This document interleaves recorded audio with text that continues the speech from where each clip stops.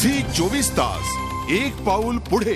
नक्षलग्रस्त भागातील तरुणांनी हिंसेकडे वळू नये, त्यांना महाराष्ट्रातल्या इतर संस्कृती परंपरेचं दर्शन घडावं या उद्देशानं गडचिरोली पोलीस आणि आदिवासी विभागानं या मुलांसाठी एका अनोख्या सहलीचं आयोजन केलंय। ज्येष्ठ समाजसेवक डॉक्टर अभय बंग आणि राणी बंग यांच्या उपस्थितीत या अनोख्या उपक्रमाला हिरवा झेंडा दाखवण्यात आला। गडचिरोलीच्या दुर्गम भागातून निवडक 80 मुला-मुलींना घेऊन महाराष्ट्र दर्शन घडवण्यासाठी ही सहल निघाली आहे।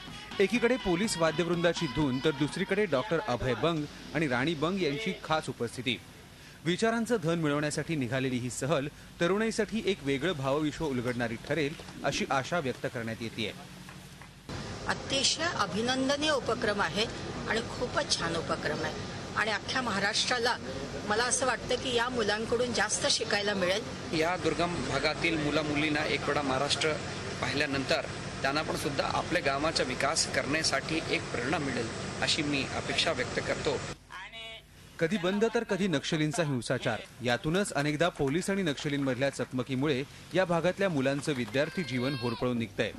याच कटू आठवणी या मुलांना विसरायच्या आहेत। इतकी एक्साइटेड आहे मी, कधी जावं, कधी बसमध्ये बसावं आणि कधी तिथे पोहोचावं आणि कधी निरनिराळे प्लेसेस पाहावे। आज पहिल्यांदा मी गडचिरोली जिल्ह्यातून दूर ठिकाणी पाहायला जात आहोत, जसं मुंबई, औरंगाबाद हे आम्ही जीवनात कधी पाहिलेले नाही।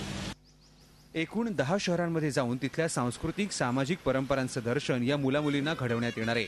एकूणच या उपक्रमातून होरपळणाऱ्या धगधगत्या जीवनात विकासाची एक नवी नांदी उभारी घेईल की जी शांततेचा नवा मार्ग दाखवेल अशी आशा करायला हरकत नाही।